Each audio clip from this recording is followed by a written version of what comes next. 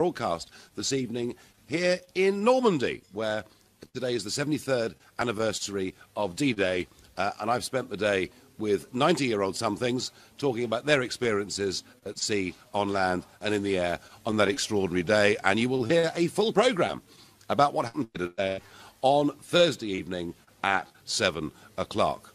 So there's a bit of a war of words going on between London's Mayor Sadiq Khan and Donald Trump. This is how it all starts.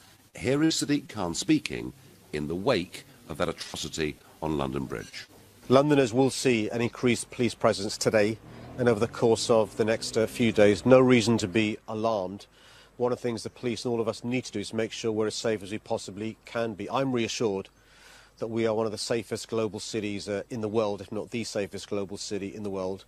But we always evolve and review ways to make sure that we remain as safe as we possibly can. Now, this was not the first time that Donald Trump had responded to something that was said by Sadiq Khan. Indeed, in response to that, Trump said at least 7 dead and 48 wounded in terror attack. And the Mayor of London says there is no reason to be alarmed. And the war of words kicks off. It had all happened before. Because when Trump attempted to bring in what was called the travel ban, although I still insist was just a temporary suspension from 7 predominantly Muslim countries, he didn't like it. Sadiq really thought it was outrageous and that Trump should not be allowed to have a state visit to the United Kingdom. Trump replied, as I guess only he would, by saying Sadiq was the buffoon and challenged him to have an IQ test. So these guys have a bit of history between them. Well, it's kind of moved on from there today. Tim Farron now thinks, the leader of the Liberal Democrats, that Trump should not be allowed to come to the United Kingdom, which he's due to do in October. And the Prime Minister, Theresa May, has said that Donald Trump's criticism of Sadiq Khan in the wake of the London Bridge terror attack was wrong. But, the PM said, the US President's state visit would still go ahead. So there are voices once again lining up to say that the President of the United States of America should not be allowed to come to the United Kingdom. And I'm asking you, should we uninvite the President because he questions whether Londoners have no reason to be alarmed? And if you think I'm taking sides on this debate, well, then, yes, you'd be right, because I do feel that many figures, like Sadiq Khan and others, are very good at giving us reassuring words, but perhaps not very good at offering us solutions as to what we're going to do about this growing problem. And it is a growing problem because we've been subjected to 3 terror attacks now in the space of the last 9 weeks. Is the right thing to do, given what Trump has said, to uninvite him, or are they just using any old excuse to bash the Donald? I'm going to ask Robert in Watford what he thinks about that proposition. Hello there, Nigel. How's it going? Hello. Well, it's going all right. I think so. Yeah, no, I don't ban him. Just bring him over here, and then we can show him how we feel about what he said. So I think it's bang out of order the way. I heard it. I mean, yeah. Robert, do you think that Trump's comment was outrageous?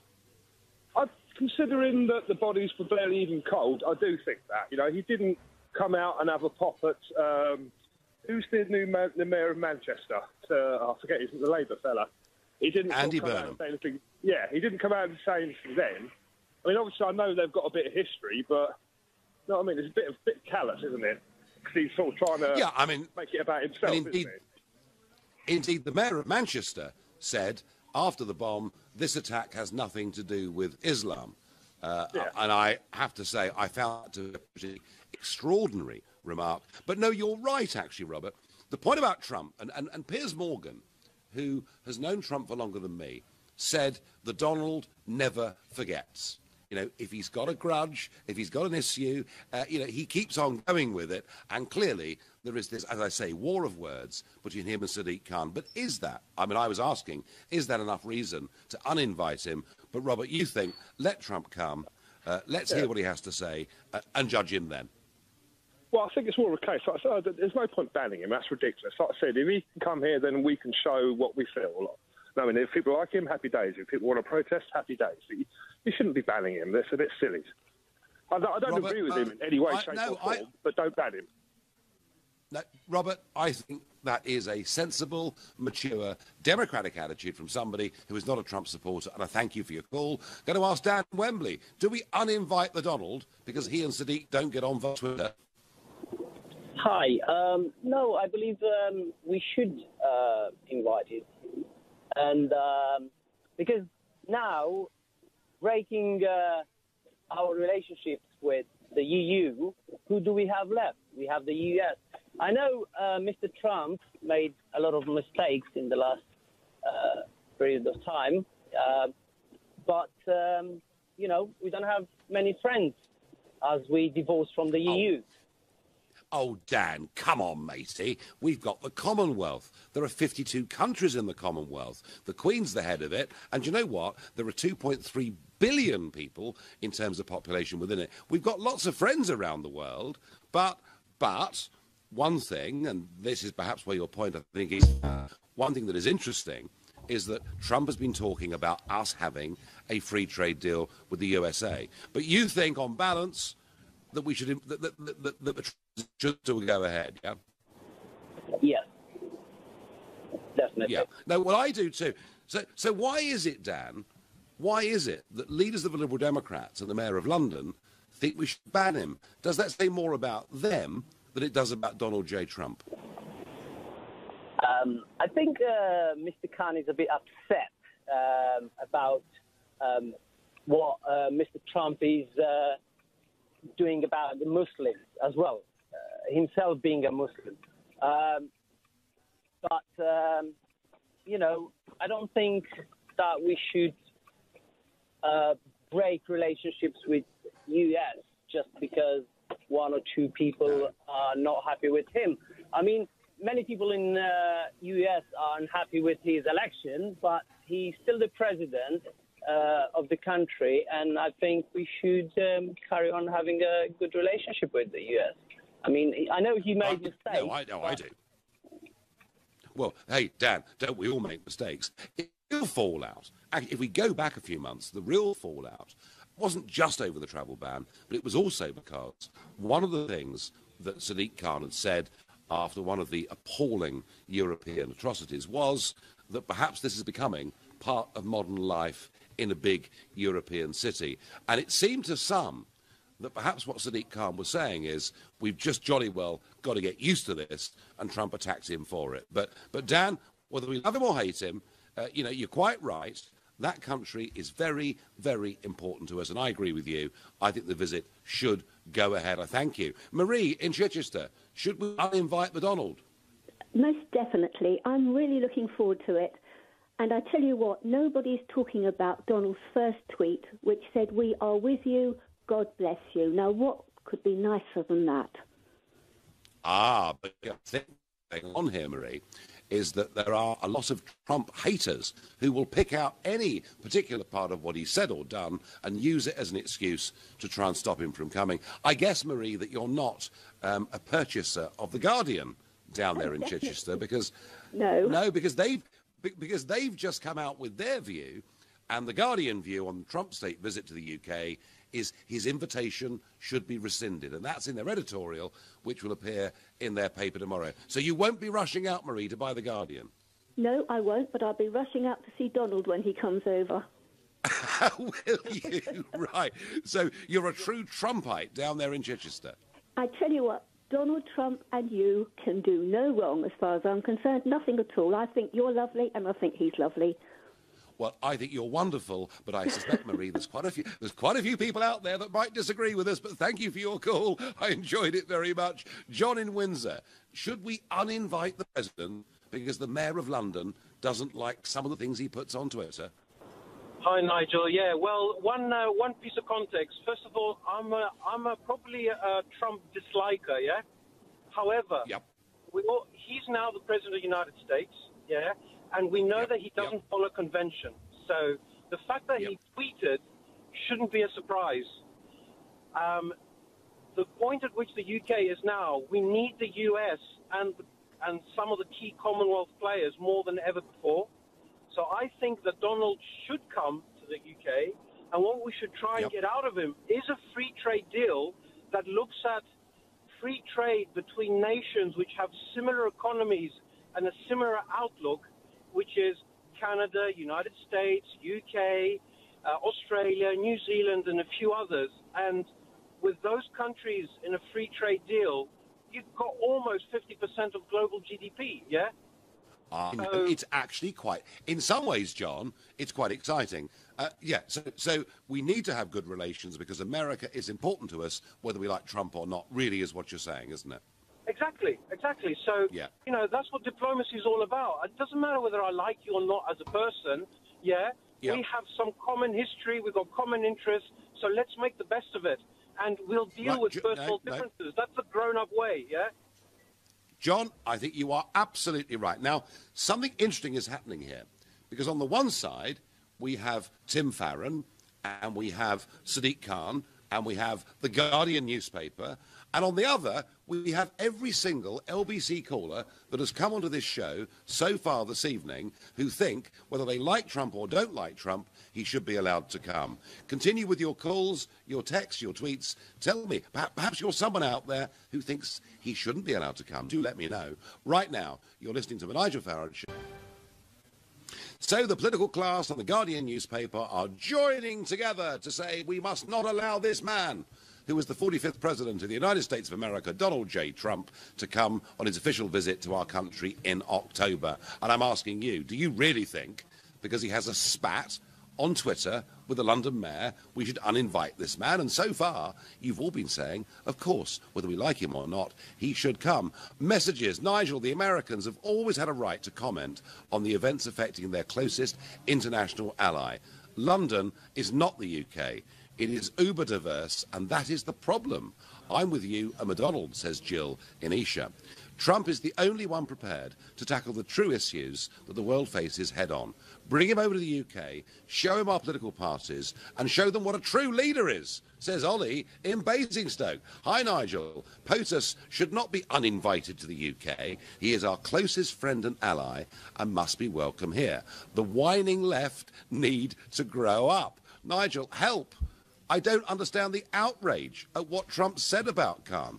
Trump was frustrated that we keep having attacks and never seem to do anything about it, both here and in the US. We should support Trump's passion for change, says Elaine. Not a Trump supporter, but the country should welcome Trump to show him how we tolerate and welcome others that don't share the same views as us. Comes from James in Welland City.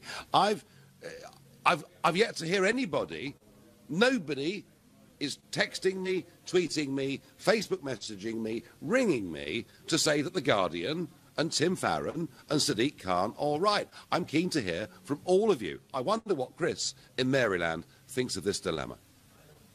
Yes, sir. I'm a Republican. I don't love Trump, but I don't know any American that doesn't love the UK, and we look at this as a symbol of our strong, special relationship, and we want to see it happen. We're looking forward to it. It hasn't happened in a very long time, since Bush, I think. Well, yes, I mean, Chris, actually, Obama did come to the United Kingdom, and he came to look down his nose at us and sneer and tell us that unless we vote... Okay, well, we can't really, can we? I mean, he did do 2 terms. But no, we haven't... I mean, what was considered to be the very special relationship has, I think, Chris, deteriorated over the course of the last few years. So do you think, actually, that if Trump comes and people see him and listen to him, perhaps their prejudice against him might change? I think that so many people have made up their mind already, but... I don't think that that's the point. I think it's the point is that, the Europeans are nothing but they're fools, and they don't know that we're almost like a family of nations, and I think they need to see that it's more than just dollars and euros and pounds. That it's the fact that we fought you're at Normandy today. And yes, I am. That's what our relationship is about, not this stuff. Yeah, well, Chris, I have to say that I do, having visited some of these places today, rather take the same view. I do think there is something fundamentally important that links many of the English-speaking peoples of the world, and generally it's been our love, not just of liberty and democracy, but our love of free speech. And I'm aiming that comment, Chris, at Guardianistas, at Tim Farron, and at Sadiq Khan. We believe in free speech. It's one of the things our forebears 73 years ago today here in Normandy were fighting for. Chris, I thank you very much indeed for your call. I'm going to Lucy, who's calling from Oxford. Lucy, good evening. Good evening, Nigel. I'm calling because I don't think this man should be invited to the UK. He's a bigot, he's a misogynist, and to use this tragedy to cause a spat with the mayor of London when he misconstrued what he was trying to say just shows the infancy of his mentality. Plus the fact that we're going to have to spend millions of pounds to protect the man. It's well, Lucy, I mean, look, I fully understand that you absolutely loathe the bloke, and I fully understand that. And yes, you might be upset about millions or maybe even tens of millions of policing costs for him to come if there are protests and all the rest of it. But, Lucy, I would argue back at you by saying that whether you like him or dislike him, you know, he is the USA's 45th president, and if we were able to pull off a trade deal with the United States of America that got rid of barriers, that might be worth billions to us and tens of thousands of jobs. Surely in the face of that, Lucy, we should at least have a conversation with him and allow him to come and give us his point of view. But he wants a full state visit. I mean, he wants it all laid on with, you know, everything that goes with it. And I don't think the man deserves it. I don't think that he qualifies for such festivities. He's a repugnant individual, and I don't think that this country stands for different values than he does. And well, come on, Lucy. He stands for the democratic process. He may have differing views to you, but I mean, this is not some kind of monster we're talking about here. Well, he may not be a monster to you, but he is to a lot of other people, and. And to say and to describe Obama the way that you did, saying that he was staring at us, is also just indicative of where your loyalties lie as well. You're quite right, Lucy. You're quite right. My loyalties lie with democratic countries that believe in liberty and free speech, not to be bullied by Obama into staying part of the European project. I feel very strongly about that. Well, I feel strongly about that, too. And I just have to say that when he misconstrued what Sadiq Khan said, he should have apologized for that, and he didn't. Sadiq Khan did not say that, did not put that in those ways. And I just think that if he was a real leader, he would have apologized for that. And one of your other callers made a very interesting point, that he said nothing about Andy Burnham, who perhaps said something even more insulting, that the attacks had nothing to do with Islam. But he singled out Sadiq Khan, which shows that he's petty and he has divisive points with individuals which he just won't let go of. Well, Lucy, even as a Trump supporter, I will say he never, ever lets an argument die. And I do understand that, and I do accept that. And perhaps you're right. Perhaps it would have been more consistent if he'd really larruped into the Mayor of Manchester for what he said. Lucy, I completely understand your opinion. You know, you're the first caller we've had so far this evening that doesn't want him to come, but I fully understand, and I've listened very carefully to what you've had to say. Larry tweets, if I was Trump, I'd uninvite myself. He must be sick of the UK media and politicians constantly knocking him. Well, actually, do you know what, Larry? He gets plenty of that back at home in the United States of America. Philip in Farnham, do we uninvite the president because of a Twitter spat? Hi, Nigel. Nice to speak to you. No, I think we're being very petty, to be honest. I think we're being small-minded. And I fail to understand why, effectively, a local politician, albeit a huge city, has the ability or even the audacity to make that request, to rescind his invitation. And what I would also like to say is there's an awful lot of people who've been to state visits in this nation, who've had all the pomp and ceremony, who've turned out to be, you know, despots and dictators. Robert Mugabe, former President Zaire, he came here in 1973. Vladimir Putin in 2003. George Bush 8 months after he invaded Iraq. Now, don't get me wrong, I'm not a fan of President Trump's politics, but I'd also like to point out that 2 tweets prior to the so-called offensive tweets to Mayor Khan, I mean, the first one he posted on what would have been our time, I guess, very late Saturday evening or early Sunday morning. Whatever the United States can do to help out in London and the UK, we will be there. We are with you, God bless. I mean, to me, you know, that's incredibly gracious and kind and obliging. He then put, you know, in a further tweet a few hours later, we must stop being politically correct and get down to the business of security for our people. I think that's a tweet we should all be reading and taking to heart. I think, Philip, what this is all about is a group of people in this country, the political class, the media, and some individuals who simply are looking for any excuse to criticise Trump. They never praise him for a single thing he does, and you know what, Philip? They never ever will, and I agree with you. It is completely immature in the extreme. Adrian says to me on Facebook, Obama was useless. 8 years wasted.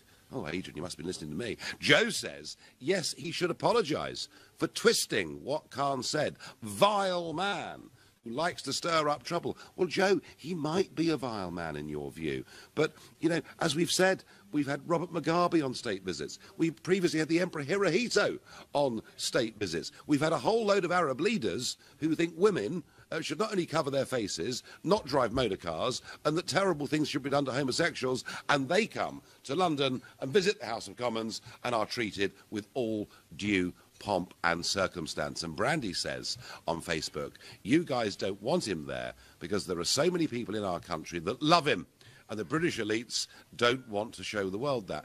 Brandy, I'm not convinced that the British public love Donald Trump, but I am convinced there are more fair-minded people in the ordinary community who are prepared to give the man a hearing and think he should come and have his say than there are amongst our politicians and media. I think they're the ones, once again, who are completely out of touch.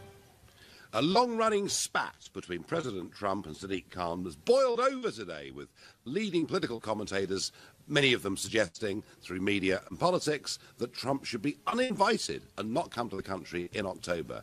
It all started again when the Mayor of London said on Sunday, after the appalling attacks on Saturday, that Londoners had no reason to be alarmed. Well, you may be right, Mr. Mayor, although someone just said to me, you know, when you get to the top of the tube and you see people armed with machine guns, you do ask yourself what's going on. When you realise that changing the guard outside Buckingham Palace has now been reduced to just 3 days a week and all the roads are closed around, actually something very unpleasant is happening and our way of life is actually being changed, whether we like it or not. And your texts and tweets are absolutely flooding in. Donald Trump has forgotten that the good people of New York went about their lives after the Twin Towers. Time you learnt respect, Kat. Kat, let me tell you something. I knew downtown, I knew Wall Street and all round there very, very well before 9/11. And let me tell you, after 9/11, that particularly the nightlife, after the office closed at 5 o'clock, completely died in downtown New York. And you know something, Kat? It's never actually recovered. Trump is a despicable man and doesn't deserve our time and consideration. How dare he be so rude to our mayor? Only politicians and journalists think we have a special relationship with the USA, says Claire. I don't think he was that rude. I think they've been very rude about him repeatedly ever since he first launched his campaign. Yes, Trump should come here. After all, the Queen has invited him. Good point. Who is Mr. Khan to say he can't come? Sadiq Khan should show the same passion in protecting Londoners as he extends towards Donald Trump. POTUS is welcome to Great Britain, says Mike Johnston. Andrew in Wandsworth, what do you make of this? Should we uninvite the president? Good God, Nigel. You just said Wall Street has never recovered since 9/11. That's a load of rubbish, a load of crap. Do you want to just...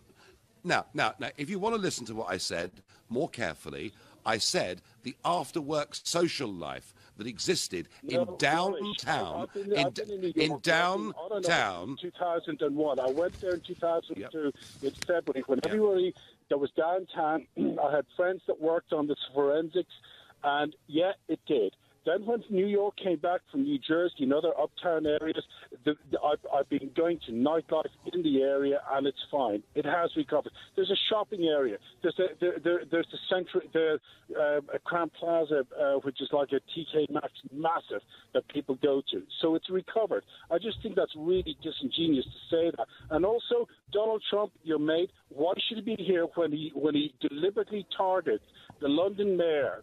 And he could have easily targeted the mayor of Paris, who has said very similar things, the mayor of other towns, cities in Europe that have been targeted by terrorists, and your mate Trump has done this. It's absolutely disgraceful. He shouldn't deserve, and I'm an immigrant here, he shouldn't deserve to come here, to come over like he has done on his 9-day trip, to actually talk down to people when he's got no foreign policy and no idea, just to get money out of people. It's just... It's pathetic, looking for the deal. He's got no... Maybe you're right. ...about him. It's just... Maybe you're right, Andrew. He's so annoyed. Maybe you're right. Maybe Trump...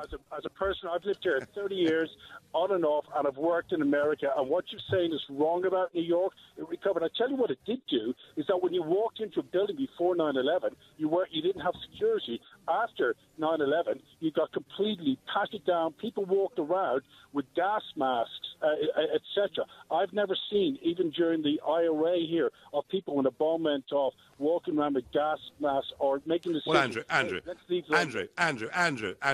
I've been going to New York regularly for over 30 years. I would say to you that a lot of the nightlife that was there in downtown Manhattan migrated to Midtown and never came back.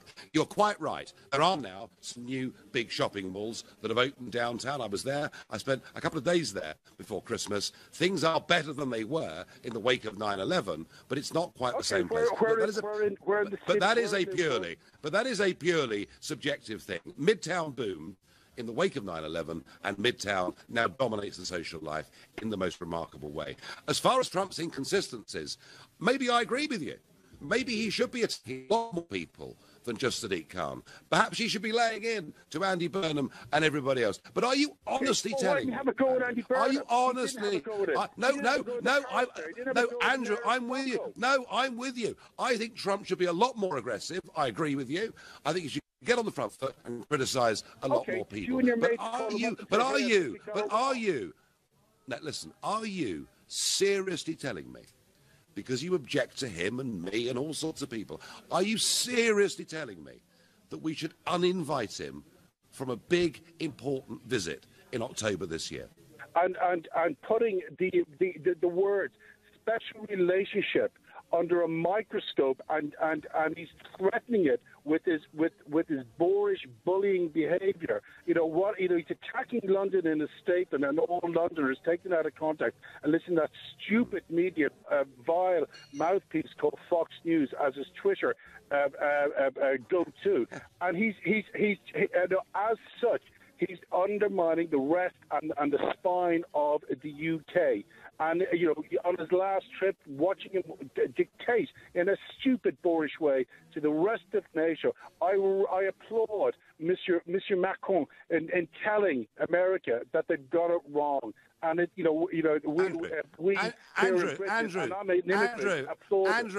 Andrew, you just don't like him, do you?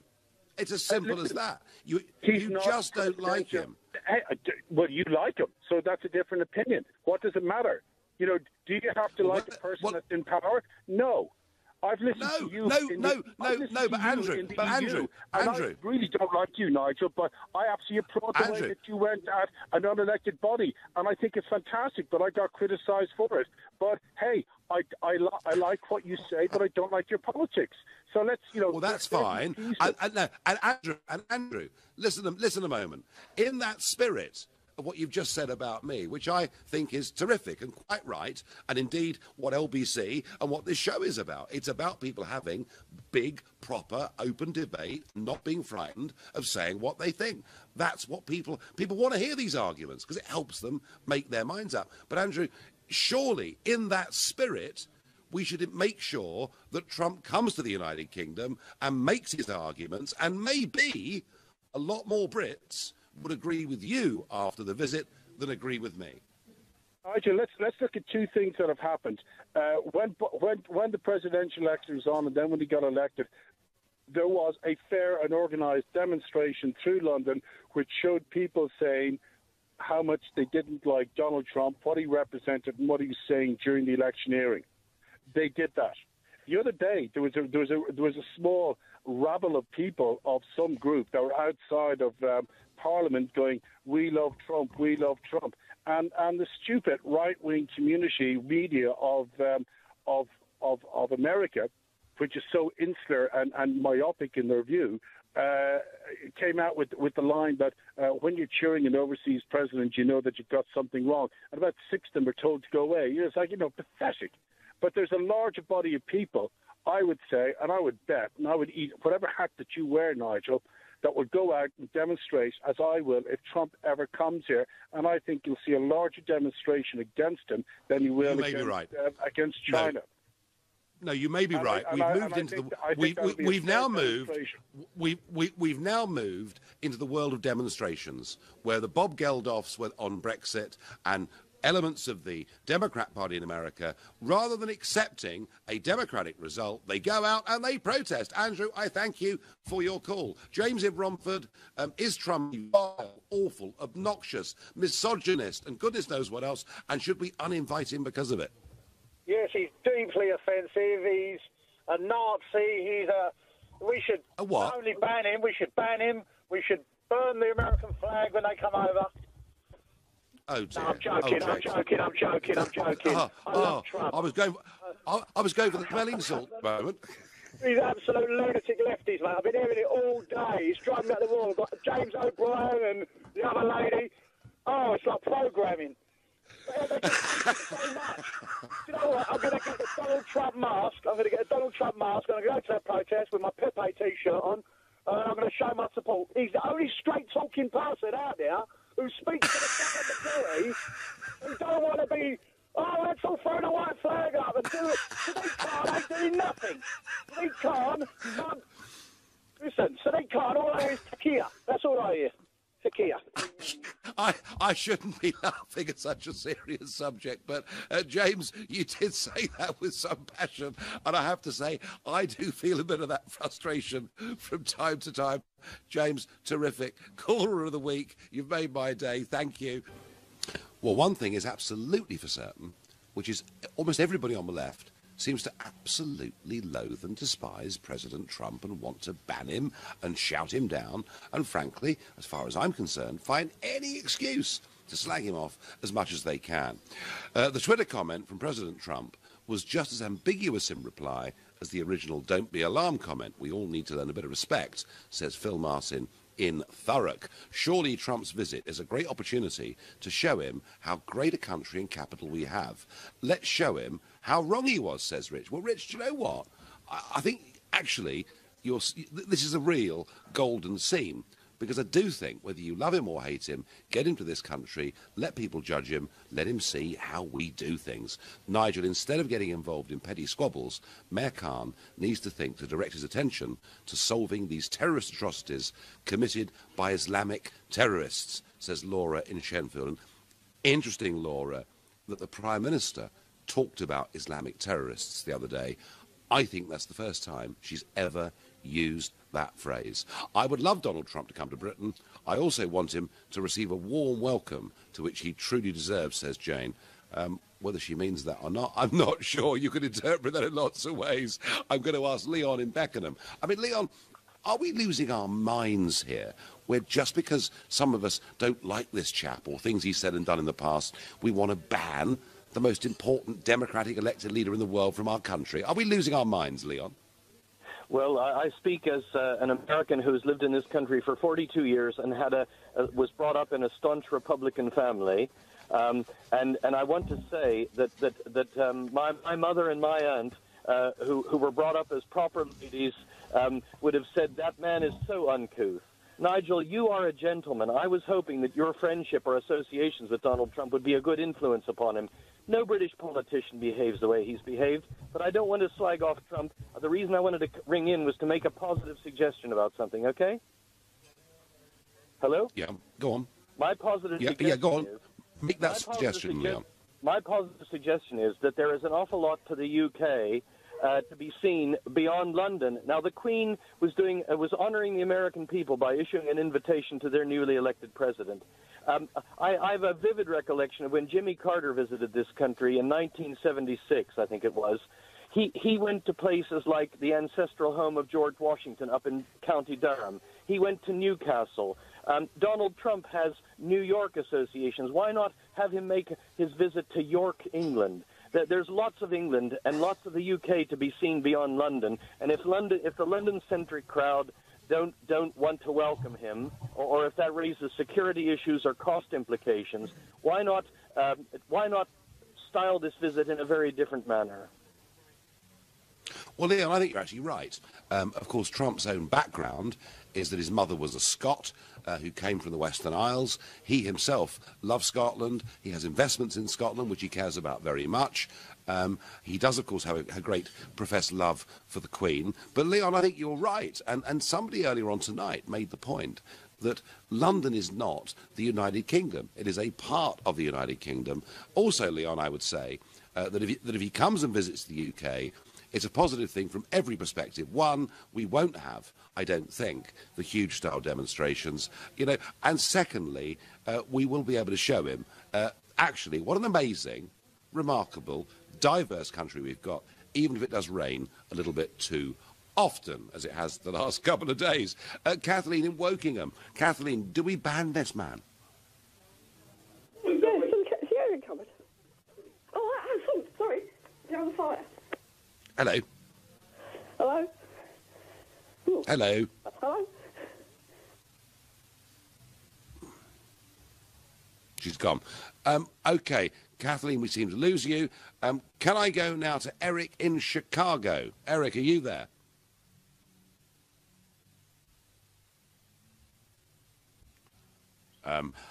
OK, we seem to be having a few technical problems here. Barack Obama wasn't banned when he said the UK will be at the back of the queue, yet stupid lefties still love him. So, a lot of different opinions coming in on this. But actually, Jeff says to me, President Trump might be a wild card, but in comparison to Chinese leaders, the Arab Emirates, royalty, and the 3 IRA murderers who Corbyn invited to Westminster, he's a kitten. So lots and lots of different points of view. Let's try Chris in Nottingham. Chris, hello. Good evening, Nigel. Hello? Hello, I can hear you. Oh, great. No, absolutely not. He shouldn't be banned. He's a democratically elected president, elected by the American people. And whilst the left in our country and in America seem to forget that, he is a democratically elected president. So absolutely he should be welcomed. I'm a bit saddened, Nigel, to be honest, by the fact that Sadiq Khan and Lib Dem Tim seem to forget the fact that... we're quite happy to welcome 400 jihadis in from Syria. We're quite happy to welcome hate preachers in from Saudi Arabia and the like. But we get really upset because somebody who we don't agree with, but is democratically elected, wants to come and visit our country. We should be welcoming him. So, Chris, what is it? How have these people so lost sight of that very simple, basic fact that you've just put, that we've allowed all these jihadis back in from Syria, and yet they don't want someone who they don't like? Where's this all gone wrong, Chris? I think there's a real denial to face up to what the actual facts and the problems are. People tend to sort of live in their own echo chamber, don't they? They listen to what they want to hear.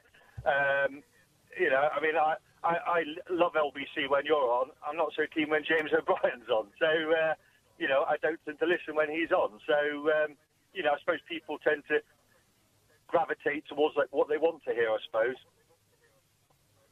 Well, I think that's true, Chris. Of course it is, but to a certain extent. But I do sort of sense here that kind of we're losing our values. It's as if, and I've seen this with the Brexit debate, and I've seen it where universities like Bristol want to ban someone like Germaine Greer, who I thought was one of the most free-thinking commentators there'd been in the last 50 years. Chris, I think something's gone wrong somewhere. I thank you for your call. I'm going to ask Barry in Brixton what he makes of this, what has become really rather heated debate about whether we should withdraw the invitation for Trump to visit the UK in October. Hi, thanks for taking my call. So Sadiq Khan said due to the attack, there'll be an increased police presence, but there's no reason to be alarmed by this.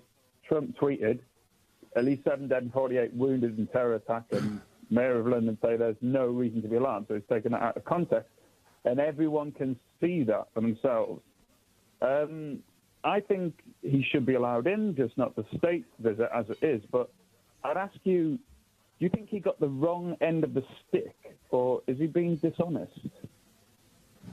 I think, Barry, that he got involved in this verbal punch-up with Sadiq Khan some months ago, when Sadiq Khan did, in a message, in a tweet, basically say that we'll have to get used to terrorist incidents as a part of life in modern Western cities. And I must admit, Barry, when I heard that, I thought, that is utterly, totally defeatist. I don't like it one little bit. And Trump had a go at him. They had a bit of a punch-up over it a few months ago, and Trump just does not let arguments like this lie. Whether that's a good feature of his personality or a bad one, that I think is what's really behind this. But Barry, I can't, for the life of me, see that what is a really basically tiny little verbal disagreement compared to some of the massive disagreements we've had with other foreign leaders who visited Britain, I think that to try and stop him coming from our country because of it, Barry, I think it's bonkers. Okay, but first of all, you didn't answer my question. But if we think of it the other way round, yeah? Because the context is different now. There's been a terrorist attack. If after 9/11, Tony Blair had publicly explained to George Bush that he thought that George Bush did not have the American people interest at heart, and perhaps had acted against the wishes of the American people in his response to 9/11, I mean, it would be a very significant scandal indeed. And you avoided my question, which was, do you think that he got the wrong end of the stick in this case, not the one that happened last month, or is he being dishonest?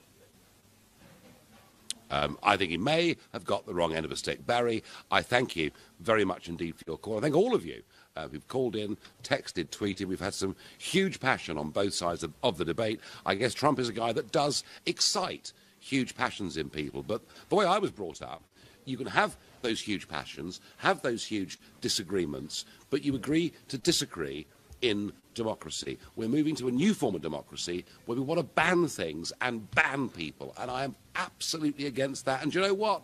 If it was Bernie Sanders that had been elected, or somebody who politically I had nothing in common with, I'd be the last person arguing they should be banned. I think it's crazy. Well, later on today, in an hour's time, you'll see a video on lbc.co.uk of some of the things that I did, some of the people I met in Normandy today, ahead of the programme on Thursday. And tomorrow is the last day of campaigning of a general election. We'll be back to that for my show tomorrow at 7 from London, coming up at Tennessee and Collins. But up next, it's Clyde Bull. Nigel, thank you. Now we're going to look at the general election. It's almost